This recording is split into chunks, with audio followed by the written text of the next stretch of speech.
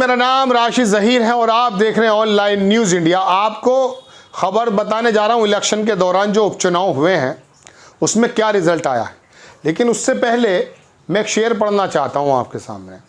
वो शेर कहता है शायर कि सुखनवरों की महफिल में इतना शऊर तो हो अदना। अदना शायर है।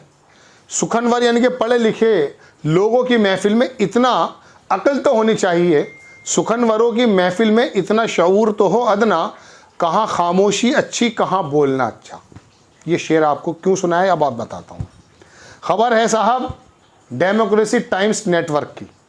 गोपालगंज असेंबली बाईपोल्स बिहार के अंदर गोपालगंज में जो अभी बाईपोल हुआ है विधानसभा सीट पर, उसका रिजल्ट है BJP candidate Kusum Devi wins by 1794 vote.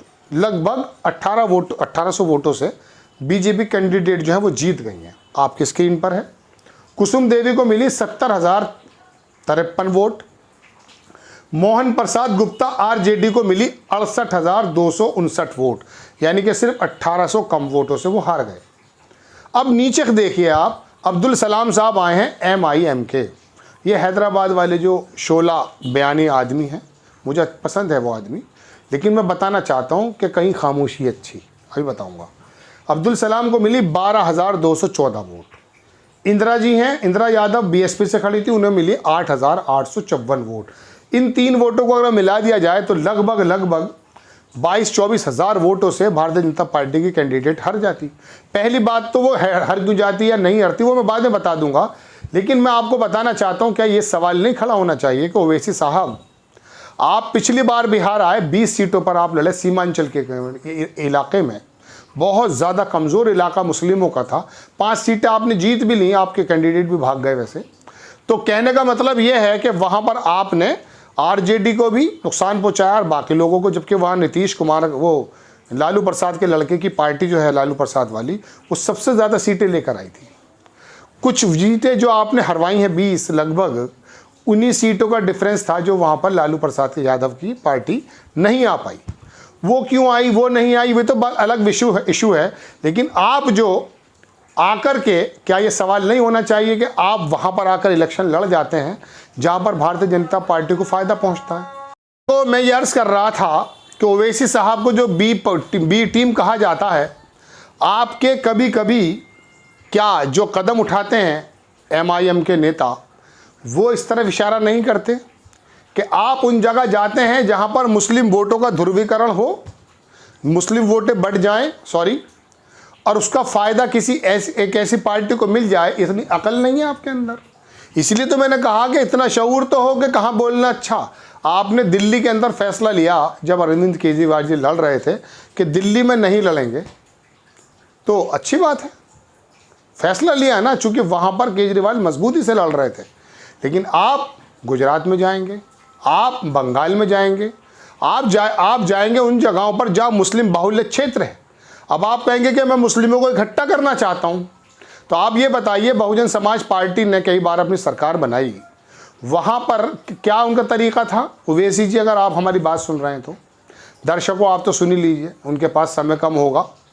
कहने का मतलब ये कि वो क्या तरीका था उनका तरीका ये था, पंडित, बनिया, ठाकुर, मुस्लिम, जाट, सबको वो टिकट दिया करते थे और अपनी ही बिरादरी के लोग जो दलित लोग हैं, बहुजन समाज के लोग हैं, उनको वो जिलाध्यक्ष बना दिया करती थी।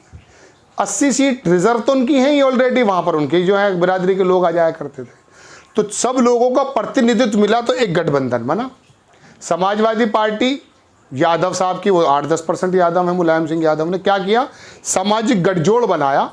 OBC शामिल हुए, मुस्लिम शामिल हुए, उसके अंदर तमाम जो SC लोग थे उनके नेता शामिल हुए, एक समाज बनाया। अमर सिंह जैसे ठाकुर भी जुड़े। आप करते क्या हैं, टोपी आपके सर पे है, कोई प्रॉब्लम की बात नहीं, अच्छी बातें होनी चाहिए, दाढ़ी आप पे। आप पंडितों के बारे में कब बोलते हैं, ठाकुरों के बारे में कब बोलते हैं, बनियों के बारे में कब बोलते हैं, बताइए आप सिर्फ मुस्लिम नेताओं की जो वो करते हैं। तो मायावती जी ने तो खाली बहुजन समाज की राजनीति नहीं की, टिकट दे के उन्होंने बताया आप अपनी पार्टी से वहाँ पर कैंडिडेट खड़ा कीजिए जहाँ पर, ये मैं बताना चाहता हूँ, सवाल भी है कि 10-15 हज़ार मुसलमान हैं और वहाँ पर आप बनिया हैं, पंडित हैं, ठाकुर हैं, इनको वोट दीजिए, टिकट दीजिए। जब आप वहाँ टिकट देंगे तो उससे क्या होगा कि वो अगर आपको मुस्लिम पसंद करते हैं तो वो लोग उनको मजबूत करेंगे, इससे सामाजिक ताना बाना बढ़ेगा। लेकिन आप मुस्लिम कैंडिडेट को लड़ाएंगे, मुस्लिम बाहुल्य क्षेत्र में जाएंगे और वहाँ पर समाजवादी और राजद भी और मुस्लिम और ये तमाम पे बटेंगे, और फिर होगा क्या? होगा यूँ कि फिर भारतीय जनता पार्टी जीत जाएगी। अब मैं गुजरात पर आता हूँ। गुजरात के 2017 के इलेक्शन देखिए दर्शकों आप, वहाँ पर हर बार भारतीय जनता पार्टी का सीट घटी है। 127 सबसे ज़्यादा मिली थी 2002 के बाद। उसके बाद क्या हुआ? उसके बाद ये हुआ कि 99 पर आकर रुक गई और कांग्रेस ने बड़ा मजबूत लड़ा। 15 सीटें वो ऐसी बहुजन समाज पार्टी और एनसीपी उनकी वजह से हारी, जिसकी वजह से वहाँ पर कांग्रेस सरकार बनाते बनाते रुक गई थी। सूरत के अंदर वो सीटें निकल आई थी। अब ये भी नहीं होना चाहिए साहब क्या बाहर दूसरी पार्टी लड़े ना, आपकी रणनीति होनी चाहिए, आप रणनीति पैदा करें ना। अब कांग्रेस ने शिवसेना के साथ वहाँ पर रणनीति बनाई है महाराष्ट्र में।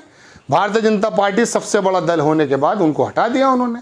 अगर भारतीय जनता पार्टी को हटाना है, अब बात चलती है कि साहब भारतीय जनता पार्टी को ही क्यों हटाना है, उसने ऐसा क्या कर दिया है? तो उसको इसलिए मत हटाइए कि साहब वो जो है किसी तरीके से जो है ना तुष्टीकरण कर रही है ना, इसलिए हटाइए कि साहब हमारी अर्थव्यवस्था के मोर्चे पर भारतीय जनता पार्टी फेल हो गई है। मंदिर मस्जिद वाले एजेंडे पे उनके साथ आप खेलने की कोशिश क्यों करते हैं? एक बॉल में छक्का मार के बाहर कर देंगे मोदी जी आपको, और आप आएंगे नहीं। तो ये वाली जो प्लानिंग आपकी है पर्दे के पीछे कुछ है। दूसरी बात, आप हिंदुस्तान में देखिए जितने भी थोड़े थोड़े लोग थे किसी भी तरीके से वो मजबूत हो गए थे, उनको किस तरह से सफाया किया जा रहा है। आवाज़ उठाने वाले संस्थान बंद कर दिए गए हैं। आपके संस्थान में हैदराबाद में कहीं कोई आपत्ति नहीं होती है, और टीवी चैनल्स वाले आपकी टीआरपी में यूं हैं चूंकि उन्होंने कर रखा है। आपके पीछे प्रतिनिधित्व नहीं है मुसलमान वोटों का। आप आते हैं टीवी पे, सबसे बड़े चेहरे आप बन जाते हैं। आपको तो नेता नहीं मानता। उत्तर प्रदेश का मुसलमान रिजेक्ट कर चुका है आपको, बिहार का मुसलमान, उड़ीसा का मुसलमान, गुजरात का मुसलमान। आप बिला वजह ये काम क्यों करते हैं? आप जाइए, आप जा करके अपने संगठन वहाँ तैयार कीजिए और अपने कैंडिडेट्स को जो नॉन मुस्लिम है उनको लगाइए, तब समझ में आएगी बात, वरना रिजल्ट यही निकलेगा। दर्शकों को समझने की ज़रूरत है। अगर आपको नीतियों के एतबार से, रोज़गार के घटते हुए अवसर के एतबार से, भारत की अर्थव्यवस्था खराब होते एतबार से किसी पार्टी विशेष को बदलना है, तो ये जो हिंदू मुस्लिम वाला मामला फैला रहे इनको तो दरकिनार करेंगे। मैं सलाम करूंगा उस विशेष संप्रदाय के लोगों को जिन्होंने आज तक सन 43 से लेकर आज तक इस्लाम के नाम पे कोई पार्टी बनी है, अगर है, चाहे वो शहाबुद्दीन की हो, चाहे मुस्लिम लीग हो, कोई भी हो, उसको सींचा नहीं है, दरकिनार कर दिया है। कांग्रेस की तरफ गए हैं, जनता दल की तरफ गए हैं, राजद की तरफ गए हैं, ममता की तरफ गए हैं, स्टालिन की तरफ गए हैं, सब जगह गए हैं। चूँकि ये धार्मिक बात नहीं करना चाहते, लेकिन धार्मिक बातें तो पिछले 8-10 साल में कितनी हुई हैं, इसके बारे में तो आप वो पता कीजिए कि जो बाहर की रिपोर्ट्स आई हैं कि धार्मिक आधार पर बंटवारा ज़्यादा हो रहा है भारत में। कौन लोग कर रहे हैं तो आप जानते हैं। 1925-1920 वाली वो संस्था जो पैदा हुई थी, कभी धर्मांतरण, कभी मंदिर मस्जिद, कभी कपड़ों से पहचानना, कभी कब्रिस्तान, कभी ये, इन तमाम चीज़ों पर आपको लगा दिया गया है। और लगाने के बाद हुआ क्या कि अब आपके पैर के नीचे से ज़मीन खींची जा रही है, आपको पता ही नहीं है। जब गिर जाएंगे सर के बल तब पता चलेगा।